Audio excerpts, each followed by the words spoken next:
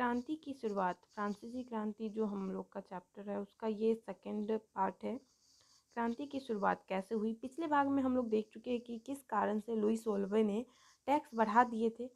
हम सोच सकते हैं कि इसमें सवाल क्या है, क्या आप सोच सकते हैं कि कैसे किया होगा उन्होंने ऐसा?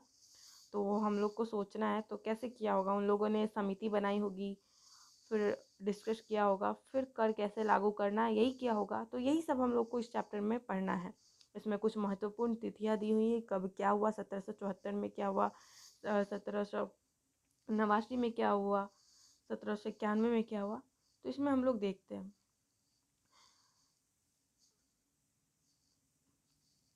पिछले भाग में आप देख चुके हैं कि किन कारणों से लुई सोलवे ने कर बढ़ा दिए थे। क्या आप सोच सकते हैं कि उन्होंने ऐसा किया होगा? कैसे किया होगा? प्राचीन राजतंत्र के तहत फ्रांसीसी सम्राट अपनी मर्जी से कर नहीं लगा सकता था। जो पुरानी राजतंत्र की प्रथा चली आ रही थी फ्रांस में, उससे यह था कि सम्राट अपनी मर्जी से कर नहीं लगा सकता, यानी अपनी मर्जी से कोई टैक्स नहीं लगा सकता। इसके लिए उसे स्टेट्स जनरल यानी कि तीनों स्टेट जो थे, प्रथम द्वितीय तृतीय, जिसमें पादरी, कुलीन और जो अन्य वर्ग के लोग थे, उनके द्वारा अपने अपने प्रतिनिधि भेजे जाने थे। और वह प्रतिनिधि सभी लोग मिल करके एक प्रतिनिधि सभा की बैठक बुलाते थे और अपने प्रस्तावों पर उस पर मंजूरी लेनी पड़ती थी। जो नए करों के प्रस्ताव है उस पर मंजूरी लेनी पड़ती थी कि कैसे इसे इम्प्लीमेंट करना है। स्टेट जनरल एक राजनीतिक संस्था थी जिसमें तीनों स्टेट अपने अपने प्रतिनिधि भेजते थे, लेकिन सम्राट ही यह निर्णय करता था कि इसकी बैठक कैसे होगी, कब बुलाई जाएगी। तो ये अंतिम बैठक इसकी 1614 में बुलाई गई थी। फ्रांसीसी सम्राट लुई सोलवे ने 5 मई 1789 के दिन नए करों के प्रस्ताव के अनुमोदन के लिए स्टेट जनरल की बैठक बुलाई। तो 1789 ईस्वी में 5 मई के दिन उन्होंने बैठक बुलाई। प्रतिनिधियों की मेजबानी के लिए वर्साई का एक आलीशान भवन को सजाया गया। इसमें पहले, दूसरे और तीसरे स्टेट के लोग आए। दूसरे स्टेट से 300 प्रतिनिधि भेजे गए थे। तीसरे से 600 प्रतिनिधि भेजे गए थे जो दूसरे स्टेट के लोग थे, उनके पीछे खड़े किए गए थे। तीसरे स्टेट का प्रतिनिधित्व इसके अपेक्षाकृत समृद्ध एवं शिक्षित वर्ग कर रहे थे। जो कुलीन वर्ग है और प्रथम स्टेट के वर्ग है, उससे ज़्यादा पढ़े लिखे लोग थे तृतीय स्टेट में, शिक्षित लोग थे। फिर भी लगभग 40,000 ये क्या है, इसमें औरत और कारीगरों को प्रवेश उसका वर्जित था। मतलब औरत कारीगर वे लोग इस सभा में नहीं आ सकते थे। लेकिन उन्होंने 40,000 पत्रों के माध्यम से अपनी शिकायतें एवं मांगों की सूची बनाई और अपने अपने प्रतिनिधि को दिया, और वो प्रतिनिधि सभा में साथ लेकर के आए थे। स्टेट जनरल के नियम के अनुसार प्रत्येक वर्ग को एक ही वोट देने का अधिकार था, और यही प्रथा यहाँ पर भी पालन हो रही थी लुई सोलवे द्वारा।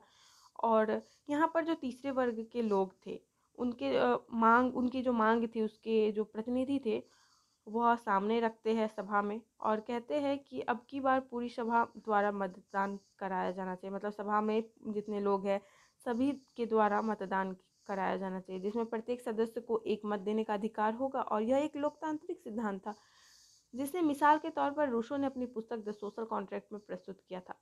जब सम्राट ने इस प्रस्ताव को अस्वीकार कर दिया तो तीसरे स्टेट के प्रतिनिधि जो थे विरोध जताते हुए गुस्से से सभा से बाहर निकल गए। तीसरे स्टेट के प्रतिनिधि खुद को फ्रांसीसी राष्ट्र का प्रवक्ता मानते थे। जैसे कोई भी पार्टी होता है तो अपने विचार, उसके पार्टी का जो विचार होता है किसी मंच पर रखना होता है, तो उसके लिए उसके खास प्रवक्ता होते हैं।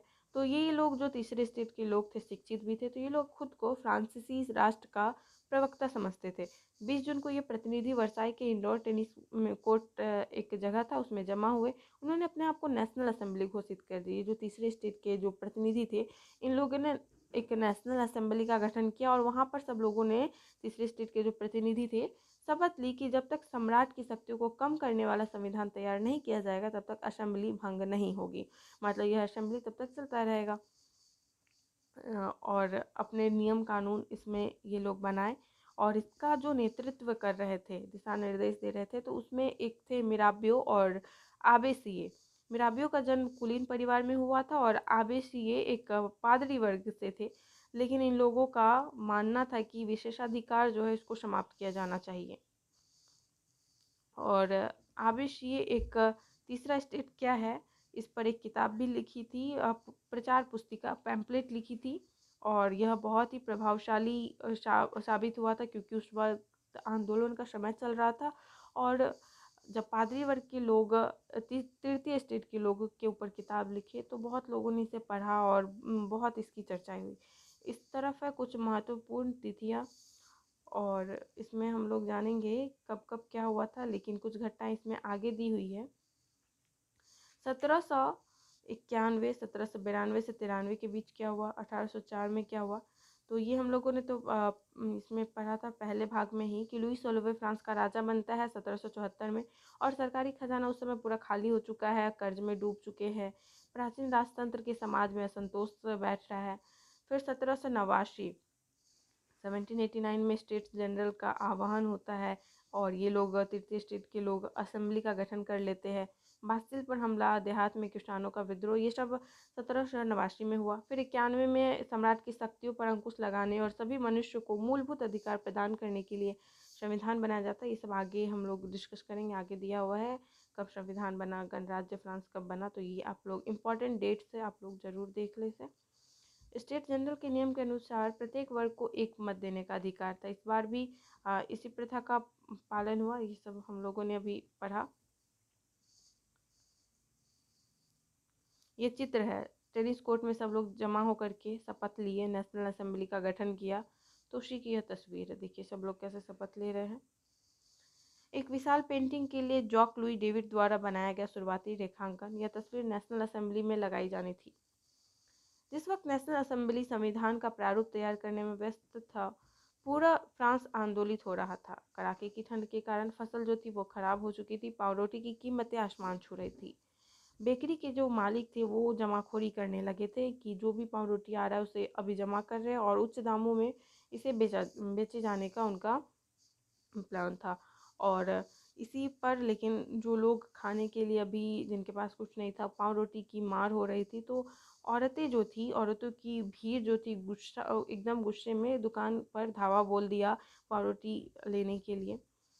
दूसरी तरफ सम्राट की सेना को पेरिस में प्रवेश करने का आदेश दे दिया था। क्रुद्ध भीड़ ने 14 जुलाई को बास्तिल पर धावा बोलकर उसे नेस्त नाबूद कर दिया। देहाती इलाकों में गांव-गांव यह अफवाह फैल गई थी कि जागीरों के मालिक ने भारे पर लठ है तो लुटेरों को बुला लिए है जो कि हमारी फसल खराब करेंगे। तो इससे भी बहुत उन लोगों में गुस्सा था। सभी अपने अपने जो भी घर में कुदाल, बेलचे इत्यादि किसान थे, सभी उन्होंने निकाल कर रखे और एक एकदम युद्ध सा माहौल बन गया था। यहाँ पर है, देहाती इलाकों में गांव का यह अफवाह फैल गई थी कि जागीरों के मालिक ने भाड़े पर लठे तो लुटेरों के गिरोह बुला लिए जो पकी फसल को तबाह करने निकल पड़े हैं।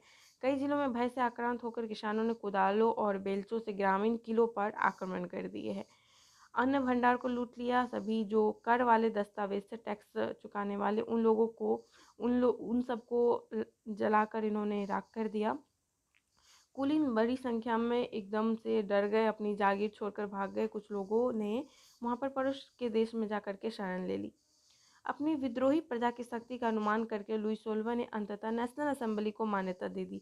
इस तरह का जो सिचुएशन वहाँ पर पैदा हो गया था, जिस तरह से लोग में गुस्सा भर गया था, लुई सोलवा ने लास्टली आकर के इन्होंने नेशनल असेंबली जो तृतीय स्टेट के प्रतिनिधि लोग बनाए थे, टेनिस कोर्ट में जमा होकर के उन्होंने जो शपथ ली थी, तो वह नेशनल असेंबली को सम्राट द्वारा भी मान्यता दे दी गई। और यह भी मान लिया कि अब लुई सोलवा की जो सत्ता है, वो जो शासन करते हैं उस पर मनमाना नहीं चलेगा, संविधान का अंकुश होगा। 4 अगस्त 1789 की रात को असेंबली ने करों यानी टैक्स, कर्तव्यों और बंधनों वाली सामंती व्यवस्था के उन्मूलन का आदेश पारित किया। पादरी वर्ग के लोग को भी अपने विशेषाधिकार को छोड़ देने के लिए विवश किया। धार्मिक कर जो ताइद था, हम लोगों ने पहले भाग में पढ़ा था, उसको समाप्त कर दिया गया। चर्च के स्वामित्व वाली भूमि जब्त कर ली गई। और इन सब के बाद जो होता है, 20 अरब लिवरे की संपत्ति सरकार के हाथ में आई। लिवरे फिर से बता देते हैं कि लिवरे जो मुद्रा थी उस वक्त फ्रांस की, वह है यहाँ पे। जैसे यहाँ पर भारत में रुपया चलता है, वैसे उस समय की मुद्रा वहाँ पर लिवरे थी। फ्रांस संवैधानिक राजतंत्र बन गया। संवैधानिक यानी कि राजतंत्र भी है और संविधान, वहाँ पे संविधान भी है, और वहाँ पे जो सम्राट है वो संविधान में बंधे हुए हैं, वो मनमाना कुछ नहीं कर सकते। एक संविधान का नेशनल असेंबली 1791 में प्रारूप तैयार करते हैं और इसका मुख्य उद्देश्य रहता है सम्राट की जो शक्तियाँ है उसको सीमित करना, एक व्यक्ति के हाथ में केंद्रित ना होने के बजाय विभिन्न संस्था, विधायिका, कार्यपालिका, न्यायपालिका, सबका काम अलग अलग, न्याय देने का कार्य किसी और विभाग में दे दिया, विधायिका बना दिया गया, कार्यपालिका, तो इस तरह से विभाजित कर दिया गया। इस प्रकार फ्रांस में संवैधानिक राजतंत्र की नींव पड़ी। तो सवाल हो सकता है फ्रांस में संवैधानिक राजतंत्र की नींव कैसे पड़ी, तो ये बता सकते हैं कि शक्तियों का विकेंद्रीकरण कर दिया गया। किसी एक व्यक्ति के हाथ में शक्तियां केंद्रित होने के बजाय अब विभिन्न संस्था, विधायिका, कार्यपालिका एवं न्यायपालिका में विभाजित कर दी गई। ये हम लोग लिख सकते हैं और यहाँ पे देख सकते हैं सम्राट, नेशनल असेंबली, फिर नेशनल असेंबली का नियंत्रण मंत्री, मतलब एक लोगों के हाथ में कुछ नहीं है, सब मिल बांट करके सबके अलग अलग रोल इसमें है। सन 1791 में संविधान ने कानून बनाने का अधिकार नेशनल असेंबली को सौंप दिया। नेशनल असेंबली अप्रत्यक्ष रूप से चुनी जाती थी। सर्वप्रथम नागरिक एक निर्वाचक समूह का चुनाव करते थे। जो लोग निर्वाचन करेंगे उसमें कितने लोग होंगे, कौन कौन होंगे, उसका पहले चुनाव होता था। उसके बाद असेंबली के सदस्य जो पुनः मतलब असेंबली के सदस्य को चुनते थे, ये लोग फिर मिलकर के असेंबली के सदस्य को चुनते थे। लेकिन सभी नागरिक को मत देने का अधिकार नहीं था। 25 वर्ष से अधिक उम्र वाले ऐसे लोग जो 3 दिन की कमाई है वह कर के रूप में चुका पाते हैं, तो बस उनको ही अधिकार था, वो भी 25 वर्ष से अधिक के होने चाहिए। और जो पुरुष इसमें शामिल नहीं होते उनको मत देने का अधिकार नहीं था। इस कैटेगरी में जो नहीं आते, यानी कि जो कर नहीं चुका पाते हैं इतनी 3 दिन की मजदूरी के बराबर, तो उनको वोट देने का अधिकार नहीं था। और महिलाएं भी इसमें वोट नहीं दे सकती थी। तो मेन इसमें ये बात हो गया कि निर्वाचक की योग्यता, मतलब निर्वाचक आपको अगर बनना है कि आप निर्वाचक समूह में इसमें भाग ले सकते हैं, तो इसमें योग्यता प्राप्त करने के लिए लोगों पे ये प्रेशर बनने लगा कि करदाताओं की उच्चतम श्रेणी में आए। टैक्स चुकाने में ये लोग को आगे आना होता था। जो लोग टैक्स चुकाते थे, जो इनका रूल था 3 दिन की मजदूरी के बराबर कर चुकाना होता था, तो वही लोग निर्वाचक की योग्यता प्राप्त करते थे। ये तस्वीर दिया हुआ है। ये संविधान का इन लोगों ने जो घोषणा पत्र जारी किया था वह है, आदमी, इसमें लिखा हुआ आदमी स्वतंत्र पैदा होते हैं, स्वतंत्र रहते हैं और उनके अधिकार समान होते हैं। ये सब कुछ 17 पॉइंट्स इसमें, आप लोग उसको देख लें। और उस समय पत्रकार थे जियां पॉल मरा नाम था इनका।